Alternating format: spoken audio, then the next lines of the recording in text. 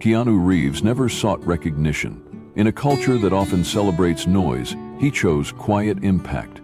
Long before he ever walked the halls of Sunrise Hope Hospital, he had seen what it meant to be invisible, to struggle, to hurt, to ask for help and be ignored. That memory never left him. So when fame and fortune came, he didn't buy mansions on every coast or throw lavish parties.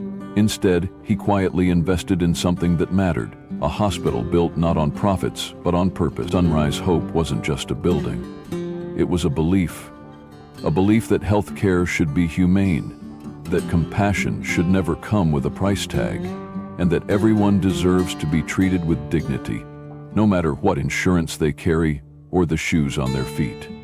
He built it in silence, never asking for his name to be on a wall.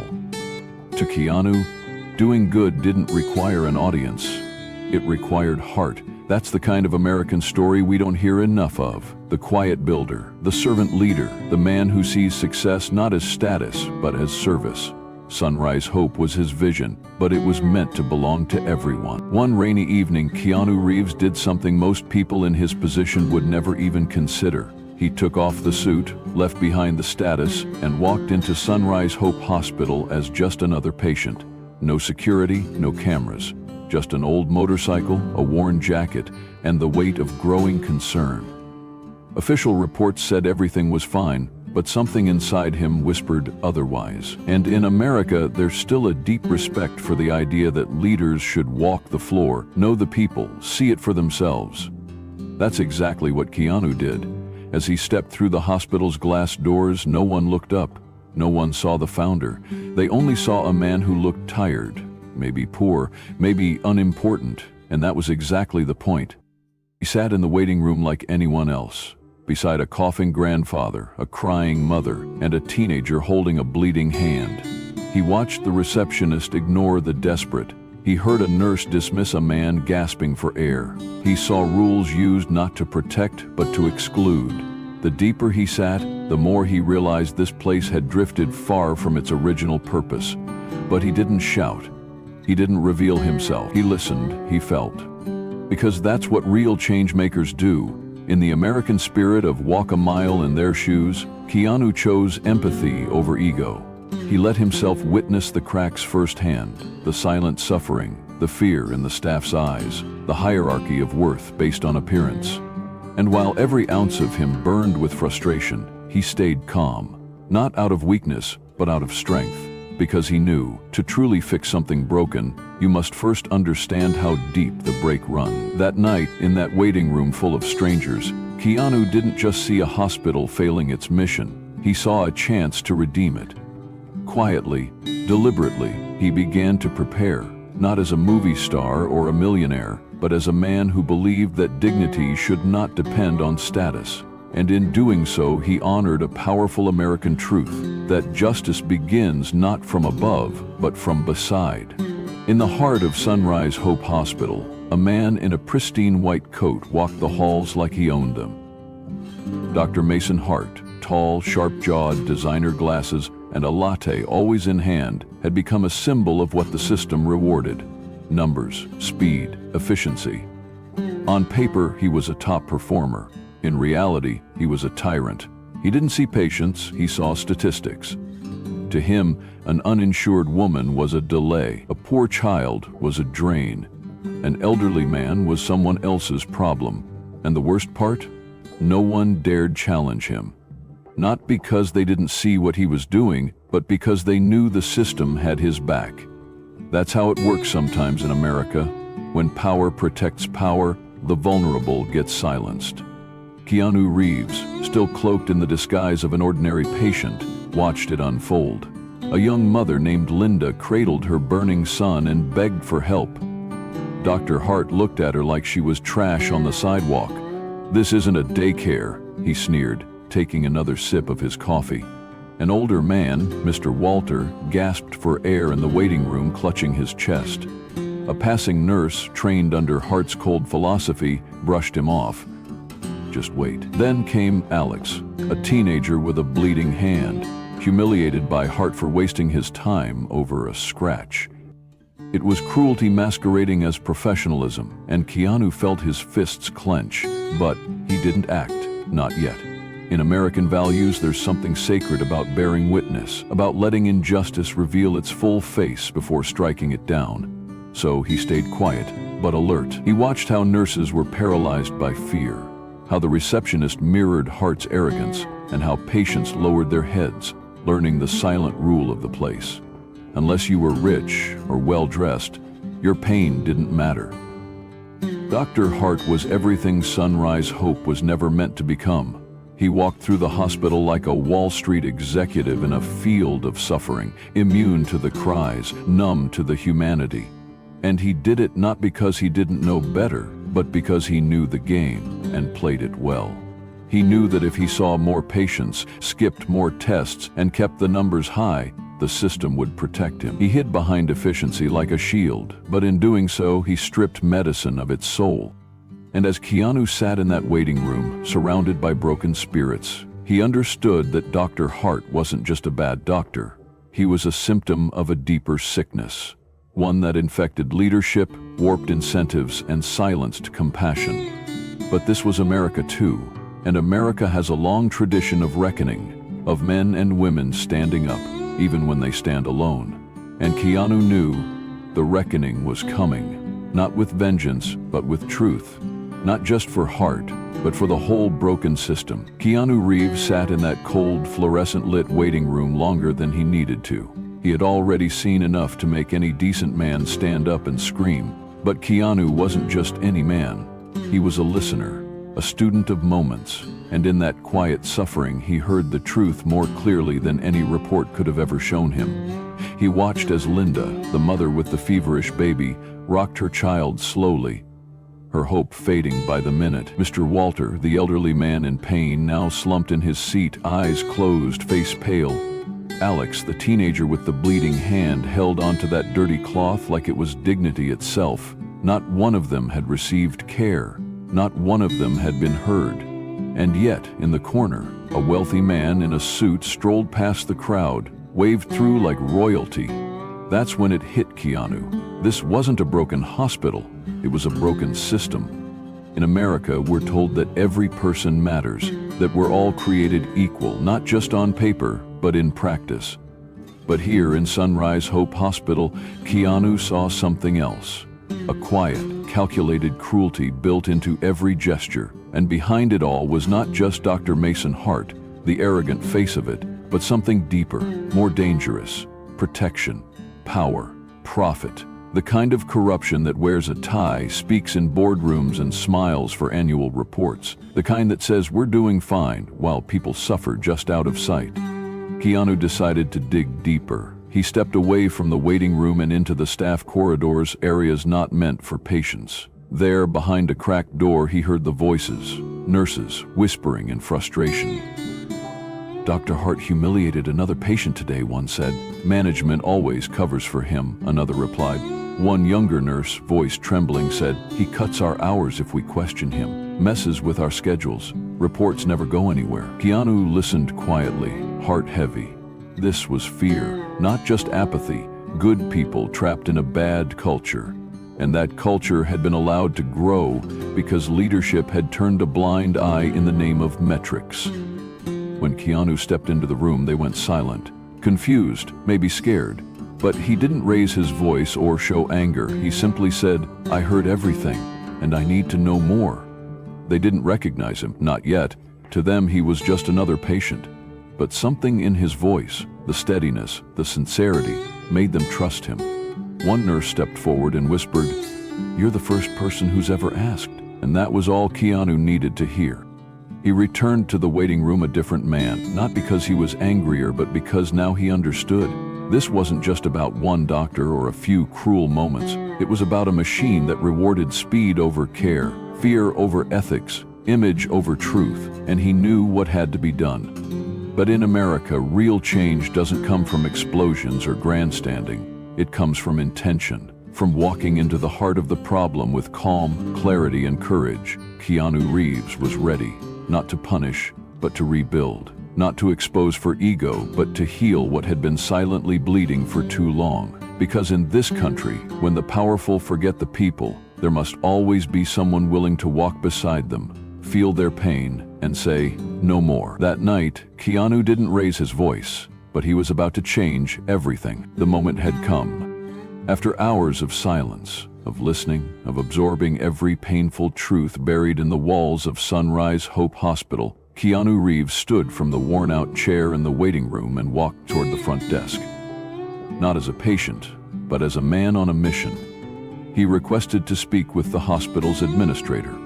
The security guard hesitated, confused by the calm authority in Keanu's voice, but something in his eyes, steady, unwavering, almost haunting, pushed the guard to pick up the phone. Moments later, Keanu was led down a corridor he had once designed on a blueprint years ago.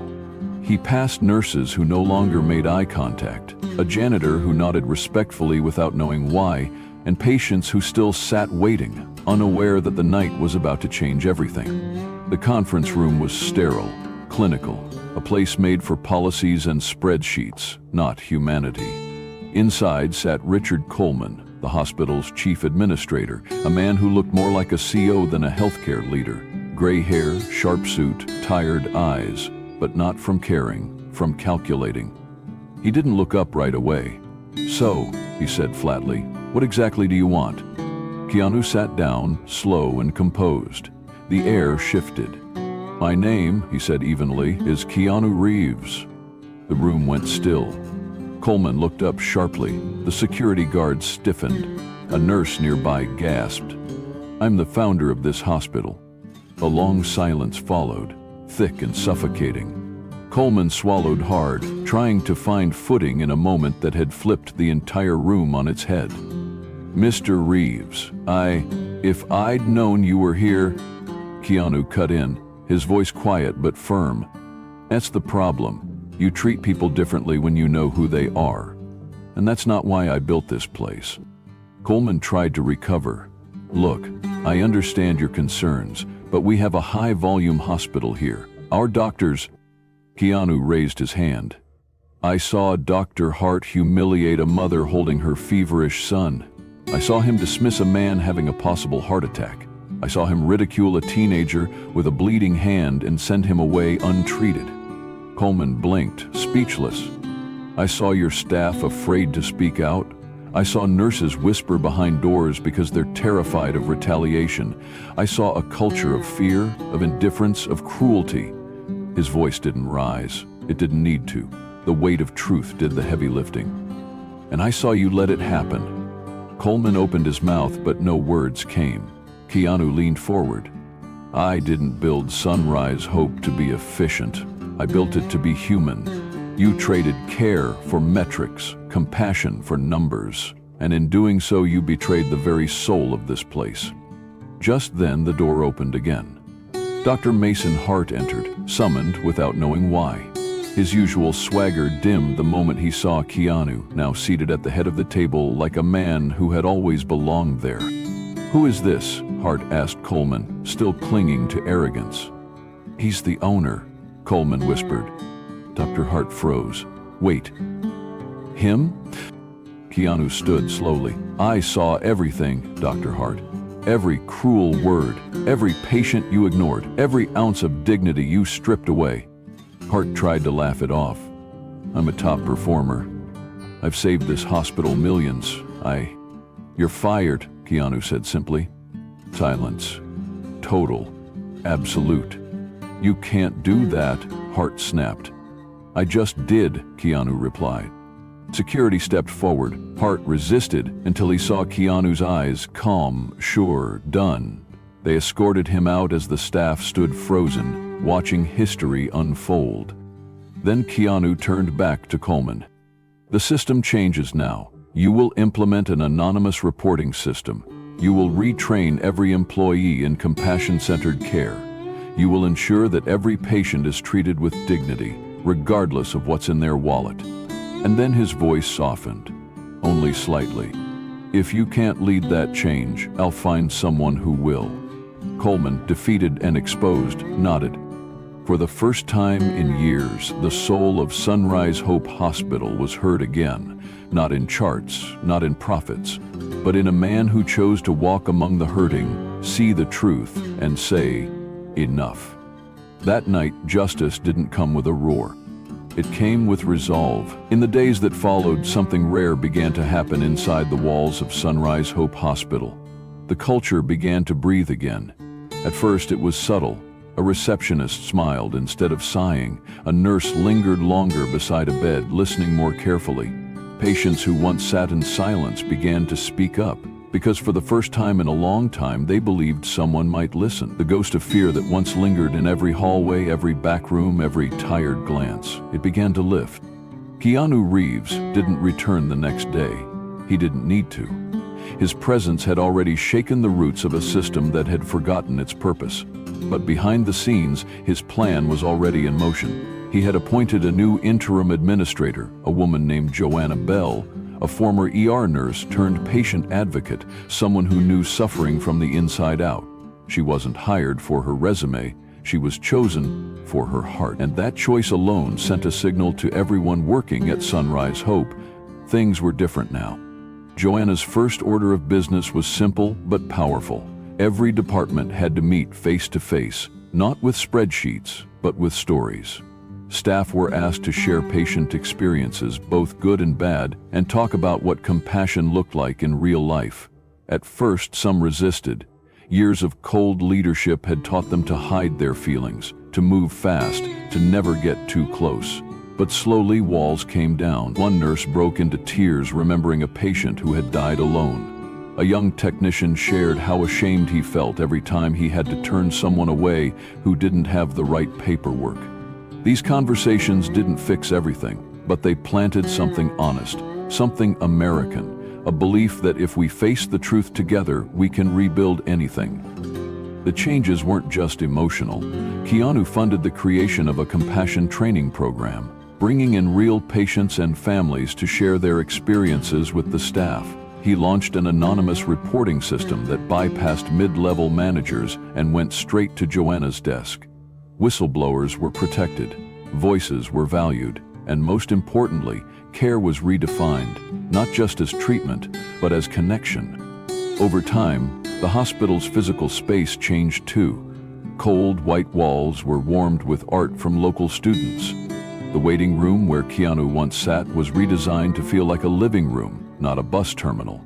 The vending machine was replaced with a corner stocked with free water, formula, and diapers for families in need. Small things. But in this new culture, small things mattered. And it wasn't just about the staff. The patients noticed.